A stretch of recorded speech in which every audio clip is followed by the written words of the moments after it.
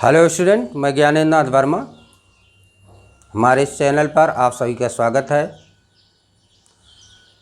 आज हम आपको पढ़ाने वाले हैं एनसीईआरटी कक्षा 10 की गणित। इसका 7वां चैप्टर है त्रिभुज। इस त्रिभुज की एक्सरसाइज 7.3 हम बता रहे हैं। इसके क्वेश्चन को सॉल्व करा रहे हैं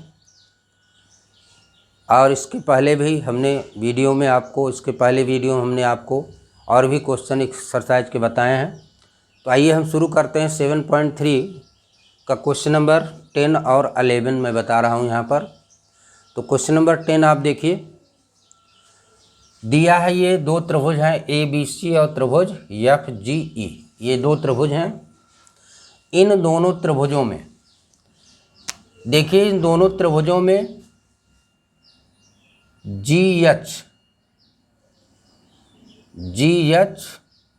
CD तथा GH, CD ये है, GH ये है। इन दोनों त्रिभुजों के कोण C और कोण G, ACB और FGE इसके समद्विभाजक हैं। यानी ये कोण दोनों बराबर हैं, एक कोण बराबर हैं। ये समद्विभाजक हैं, दिया गया है। दूसरी चीज़ क्या दिया है, तो दोनों त्रिभुज समरूप हैं। त्रिभुज ABC, त्रिभुज FEG, इसके ये समरूप है दिया। अब देखिए यहाँ पर समरूप दे दिया गया, तब आपको मालूम होना चाहिए कि अगर त्रिभुज ABC और त्रिभुज FEG ये दोनों समरूप हैं तो इसका मतलब इनके संगत कोण बराबर हैं और इनकी संगत भुजाएं समानुपाती होंगी। ये इतना इसका मतलब दिया गया है। इतने से ही आप इसको इतना आप समझ लीजिए। अब आप चलिए हम शुरू करते हैं। देखिए, हमको सिद्ध करना CD/GH। अब देखिए CD देखिए आपको ये मिलेगा और GH आपका ये है। ठीक, जो आपको सिद्ध करना, पहले आप उससे देखिए हमको अगर एक ही त्रिभुज में कई त्रिभुज बन रहे हैं तो आपको ये देखना है जो चीज़ हमको सिद्ध करना है उसके लिए हमको किस त्रिभुज की ज़रूरत पड़ेगी। ये आप पहले चेक कर लीजिए। देखिए CD ये है, GH ये है, फिर AC मतलब ये है ये वाली, और FG मतलब है। यानी कहने का मतलब इस त्रिभुज और इस त्रिभुज की आवश्यकता आपको पड़ेगी। अब देखिए, चूंकि अनुपात सिद्ध करना है तो आपको क्या करना होगा, इन दोनों त्रिभुजों को आपको समरूप सिद्ध करना होगा, तभी भुजाओं का अनुपात बराबर होगा। तो चलिए यहाँ पर देखिए त्रिभुज ABC समरूप त्रिभुज FEG ये दिया गया है, ज्ञात है, ये दिया गया है। इसका मतलब क्या है, आपको हमने बताया। इसका मतलब देखिए, ये कोण इस कोण के बराबर होगा, यानी कोण A बराबर क्या होगा, कोण F के।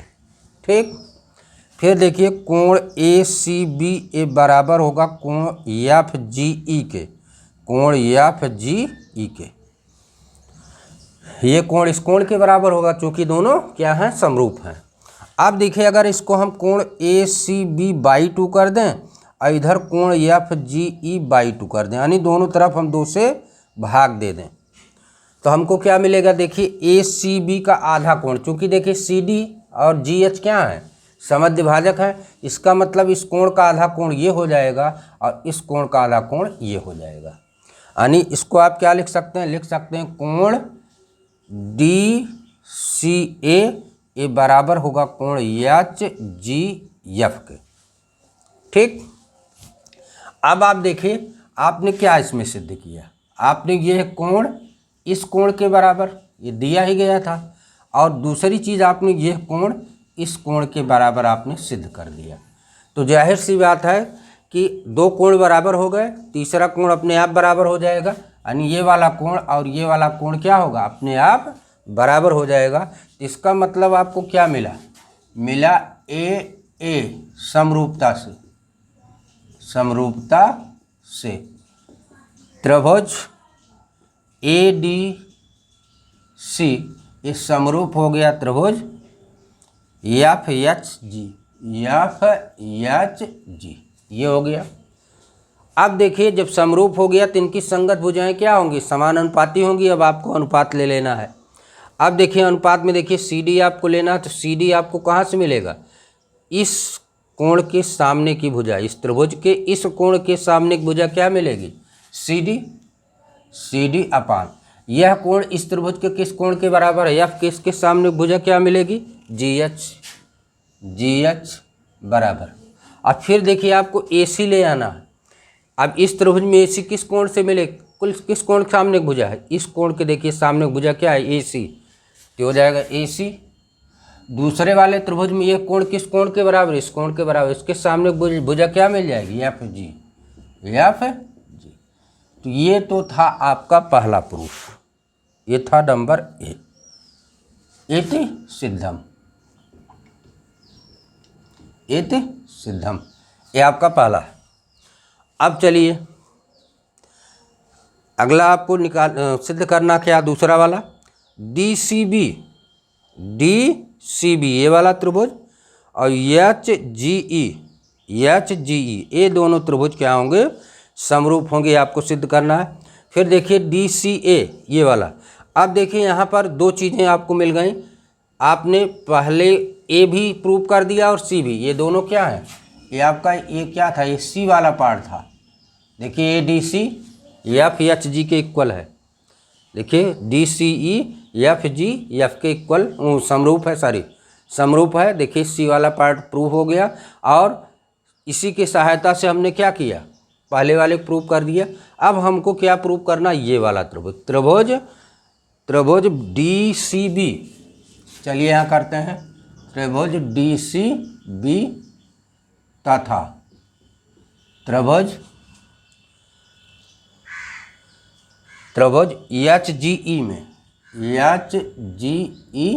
में, देखिए इसमें भी कोण बी बराबर कोण ई ज्ञात है।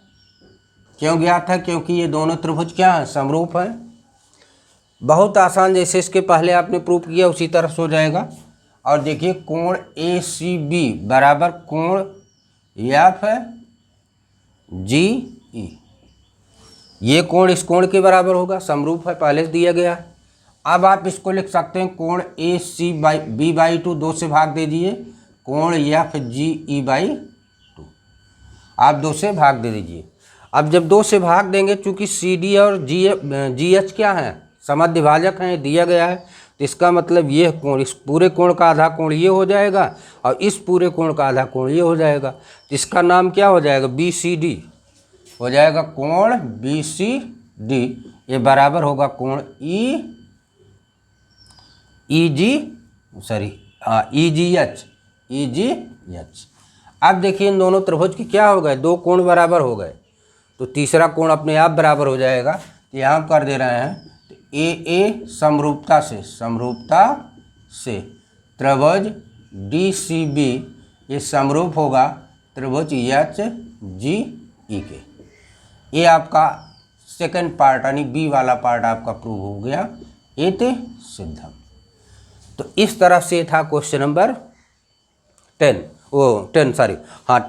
अब आप देखिए यहाँ पर एक चीज़ आप ध्यान दीजिएगा, जहाँ पर भी अगर आपको अनुपात लेना है तो आप अपने जानकारी के लिए, जिससे क्वेश्चन में गलती ना हो, उसके लिए आप देखिए यहाँ पर जैसे हमने चिन्ह कोणों पर लगाया है, यदि आप ऐसा लगा लेते हैं तो आप मिस नहीं करेंगे, कौन सा कोण किसके बराबर है, आपको इससे क्लियर रहेगा। जैसे यहाँ हमने डबल इस तरह लाइन खींच दिया, यहाँ क्रॉस लगा दिया, यहाँ देखिए डॉट लगा दिया, इस तरह से आप करते हैं तो कभी भी क्वेश्चन में अनुपात लेने में कोई दिक्कत नहीं आएगी। ये कोई नियम नहीं है, आपको अपने समझने के लिए है कि अगर आप ऐसा करते हैं तो कोई गलती नहीं होगी, आप आसानी से अनुपात निकाल सकते हैं। क्योंकि अनुपात निकालते समय आपको क्या ध्यान देना है कि जो कोण जिसके बराबर है उसी भुजा से उसके सामने की भुजा का ही अनुपात आपको लेना है।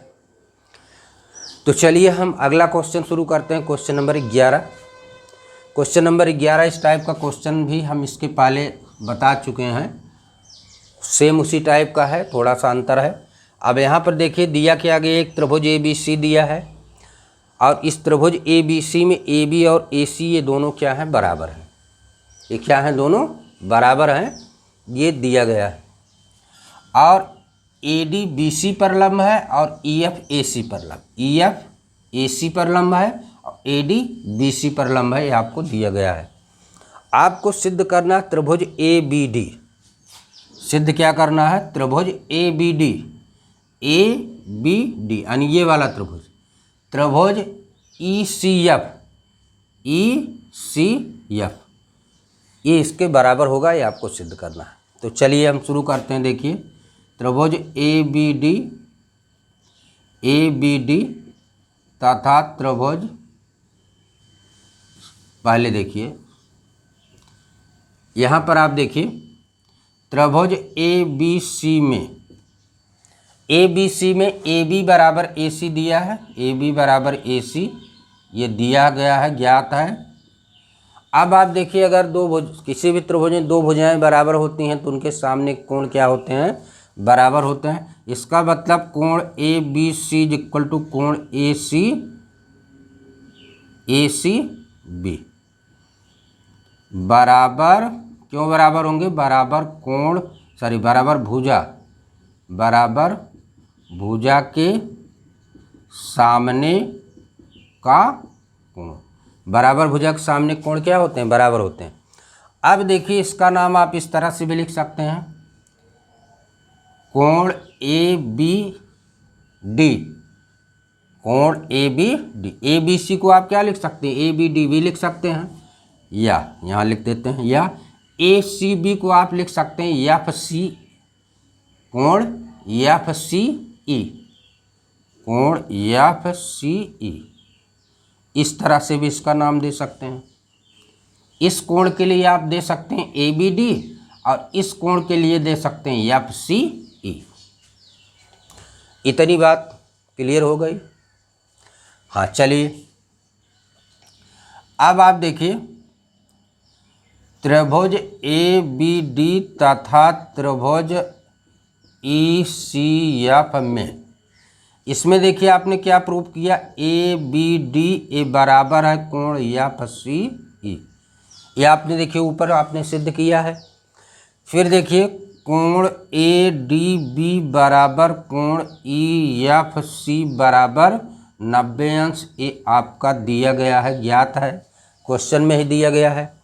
अब आप देखिए इन दोनों त्रिभुजों में क्या हो गया? दो कोण बराबर हो गए, इसका मतलब तीसरा कोण बराबर हो जाएगा। इसका मतलब ए समरूपता से त्रिभुज ए बी डी ये समरूप हो जाएगा त्रिभुज ई सी एफ के। तो ये था आपका क्वेश्चन नंबर 11।